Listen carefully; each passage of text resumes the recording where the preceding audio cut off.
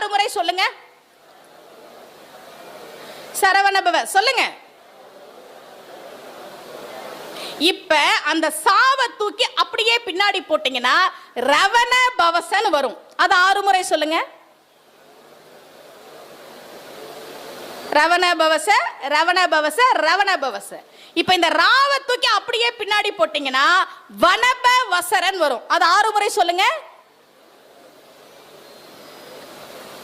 வனபவசர, வனபவசர. இப்போ அந்த வாவ தூக்கி அப்படியே பின்னாடி போட்டீங்கன்னா நபவ சரவன் வரும். அது 6 முறை சொல்லுங்க. நபவ சரவ,